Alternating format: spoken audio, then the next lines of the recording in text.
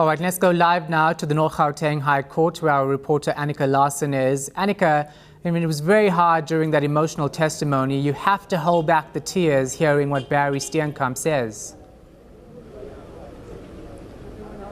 Did you feel that too, Shahan? Because for us in the courtroom, you know, so many journalists from around the world, from members of the public, parents and family of Oscar Pistorius and family of Barry Steenkamp, I mean, you couldn't hear a pin drop. It was just this raw, visceral pain with no artifice.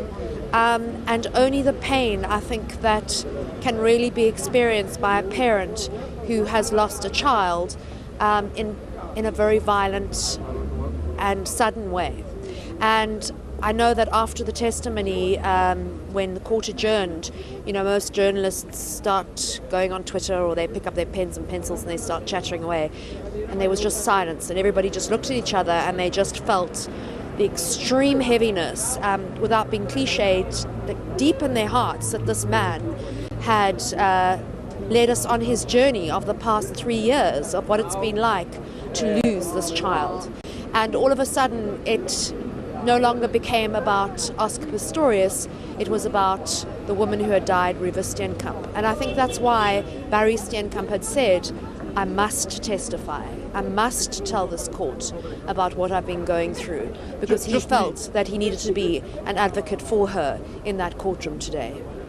Yeah, you know, he spoke about the way he tried to inflict pain on himself so he could try to feel the pain that his daughter went through and realized that wouldn't be possible. I mean, you could almost picture him sitting on his balcony at 3 o'clock in the morning. There's absolute silence and he's trying to imagine the terrible pain and the violent death that his daughter went through. And he injects himself and stabs at his stomach and his arms with his diabetic needles to try and feel something and take something of her pain away from her. It was certainly very powerful and moving in court. And I don't think that Gerinel or Barry Roo could say much after that. And it was just, as I said, this very raw pain. And as he stood there, I almost wondered to myself, is this man going to die of a broken heart? He just looked so utterly bereft. You know, we constantly hear from psychologists and the defense that Oscar Pistorius is a broken man. But today it was quite evident that the Steenkamp family is broken.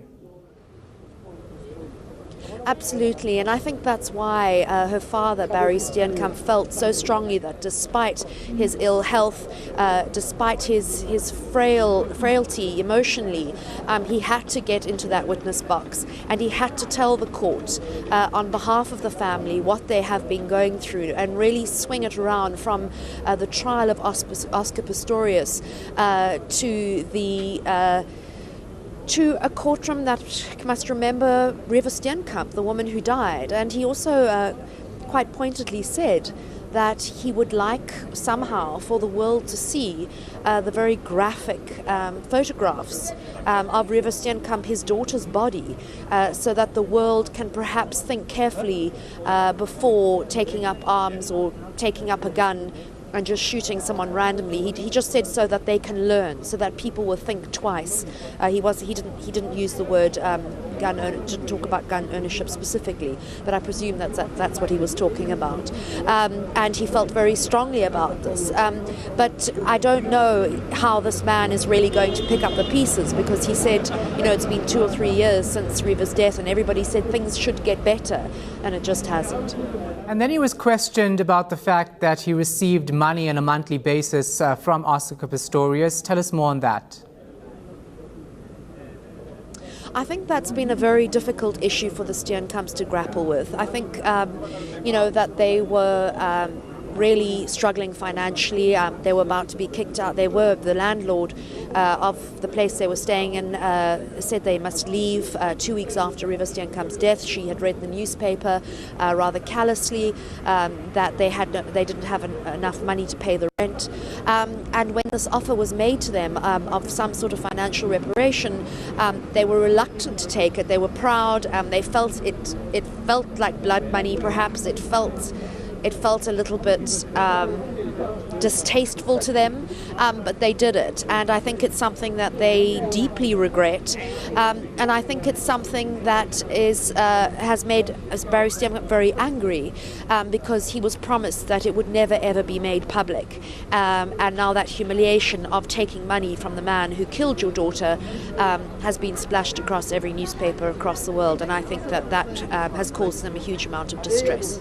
Talking about newspapers, Annika, he spoke about how newspapers painted his wife as being stone-faced, but also that he hears her grieve every night.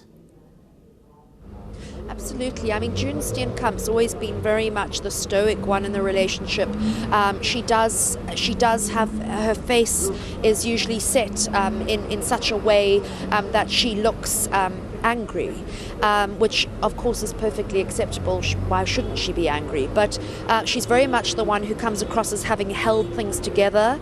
He comes across as being the softer one, the more emotional one, but he said that's really not the case. She has a different way of coping with things, coping with the situation, and at night he hears her crying and he hears her talking to her daughter, talking to Riva in the middle of the night, and trying to cope in her own way. What was also interesting, Shahan, was that they said they don't want to, although they have forgiven Oscar, you got the sense was because they felt it was the Christian thing to do, that it would be better for them to forgive. They do feel that he needs to be punished, and while they're not ready to meet him now, they will meet him at some later stage. Yeah, he said that even though the family does forgive Oscar Pistorius, that does not exonerate him, and that he must pay for what he has done, and obviously not saying what a sentence he should be given, saying that should be up to the court. But Annika, I'm also very interested to hear about Oscar Pistorius's reaction hearing Barry Steenkamp speak of his family's pain.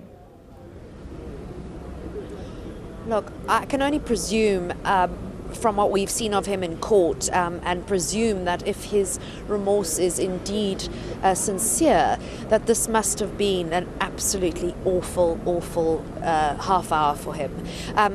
I couldn't see his face, but I did notice that every time Barry Steenkamp broke down in tears, his neck and his ears became very flushed, as somebody that was holding in sobs, and was almost becoming full to the brim, to the top of his head, full of tears, but knew that if he let something out, it would become about him. And he could not show the court, perhaps, that he was going to steal the show from Barry Steenkamp, and that he needed to keep quiet. But certainly his ears became red, his neck became red, and he looked like a man who felt deep shame. All right, thank you very much for that. Our reporter Annika Larsen outside the North Gauteng High Court.